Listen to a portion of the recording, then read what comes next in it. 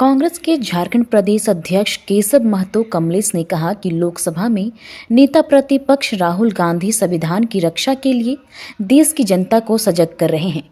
उन्होंने कहा कि कांग्रेस ने अपने कार्यकाल के दौरान देश हित में संविधान संशोधन किया है। संविधान के प्रावधान के तहत हमारे नेताओं ने काम किया है। कांग्रेस प्रदेश अध्यक्ष केशव महतो कमलेश ने केंद्रीय राज्य मंत्री एसपी सिंह बघेल के उस बयान पर प्रतिक्रिया दी है, जिसमें केंद्रीय राज्य मंत्री एसपी सिंह बघेल ने दुमका में बीजेपी के संविधान गौरव गोष्ठी के बाद मीडिया से बात करते हुए राहुल गांधी और कांग्रेस पर तंज कसा था। एसपी सिंह बघेल ने कहा कि कांग्रेस ने संविधान को हर समय अपनी जेब में रखा है और आज राहुल गांधी भी वही कर रहे हैं। दुमका में कांग्रेस के जय बापू जय भीम कार्यक्रम में शामिल होने के बाद मीडिया से बात करते हुए कांग्रेस प्रदेश अध्यक्ष केशव महतो कमलेश ने कहा कि जिन लोगों ने संविधान के शिल्पकार का अपमान किया, आज उन लोगों के द्वारा संविधान गौरव दिवस मनाना कितना प्रासंगिक है। वहीं पार्टी विधायक दल के नेता प्रदीप यादव ने कहा कि पिछले 2-3 सालों में संविधान की सबसे अधिक धज्जियां बीजेपी ने उड़ाई है। विभिन्न राज्यों में जीती हुई सरकार को अपदस्थ करने और विधायकों की खरीद फरोख्त करने की साजिशें बीजेपी ने की है। झारखंड में भी बीजेपी ने करना चाहा, लेकिन झारखंड की पूर्ववर्ती सरकार ने बीजेपी के मंसूबे को कामयाब नहीं होने दिया। इससे पहले दुमका के कांग्रेस कार्यालय से जय बापू जय भीम कार्यक्रम के तहत एक रैली निकाली गई। रैली शहर के मुख्य मार्गों से गुजरते हुए डॉक्टर भीमराव अंबेडकर चौक पहुंची और एक सभा में तब्दील हो गई। पॉकेट में नहीं, संविधान की रक्षा के लिए, उसको अक्षुण्ण रखने के लिए, संविधान में कोई छेड़छाड़ नहीं करे, इसके लिए वो देश की जनता को सजग कर रहे हैं। संविधान हमारे देश की आत्मा है, उसके साथ यदि किसी प्रकार का कोई छेड़छाड़ करेगा, उसी संविधान में आपके हित सन्निहित हैं। आपको बोलने की स्वतंत्रता है, आपको हर तरह के लोगों की समानता का अधिकार है। सभी अधिकार संविधान में ही निहित हैं।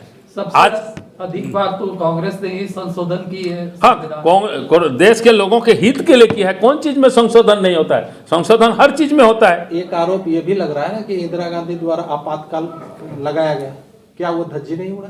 ये हम नहीं कर रहे हैं। 80 बार बोला कि सरकार निर्वाचित सरकार गिरा दी, वो भी तो संविधान में संविधान के प्रावधान के तहत हमारे नेताओं ने सारे कार्य को किया है। आज जिसकी ये लोग बात कर रहे हैं, आप सभी जानते होंगे कि नाथुराम गोडसे को किसने मारा? गांधी जी को किसने?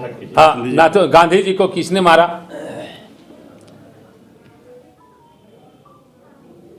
जिस तरह गांधी जी का अपमान लोगों ने किया, उस तरह से आज हमारे अंबेडकर का भी लोग अपमान कर रहे हैं, जिसको हम हिंदुस्तानी और कांग्रेस के लोग कभी बर्दाश्त नहीं करेंगे।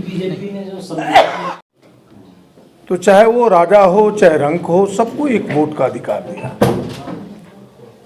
और इस लोकतांत्रिक ढांचा को बचाए रखने के लिए वोट का अधिकार हमें मिला।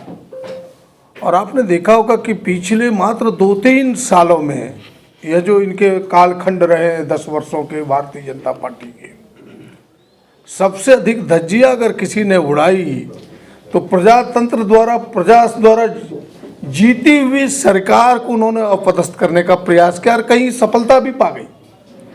और सबसे बड़ा उदाहरण तो आपका झारखंड ही है कि जिस तरह से झारखंड में विधायकों को खरीद फरोख्त करना, एक बहुमत की सरकार को गिराने का प्रयास करना, कर्नाटक की बहुमत की सरकार को गिराकर अपनी सरकार बनाना, महाराष्ट्र में विधायकों को खरीद फरोख्त करके महाराष्ट्र की सरकार को बनाना, मध्य प्रदेश की सरकार को गिराना, शिवराज सिंह चौहान की सरकार को बनाना, ये तमाम उदाहरण संविधान की धज्जियां उड़ाना नहीं तो क्या है। सरकार जो दिल्ली पर बैठी है, उसकी जिम्मेवारी बनती है कि देश में अमन चैन हो, शांति हो। मणिपुर आज 2 साल से अधिक हो गया जल रहा है। मणिपुर महिलाओं को नंगा घुमाया जाता है, उनके गुप्तांग में गरम छत डाले जाते हैं, उसकी जो घृणित चर्चा होती है पूरे देश में, और गृह मंत्री और प्रधानमंत्री को फुर्सत नहीं होता एक क्षण जाने का। उन्हें चुनाव के प्रचार में जाने का बहुत है। दर्जनों ऐसे उदाहरण पड़े हैं जिन उदाहरणों के आधार पर कह सकता है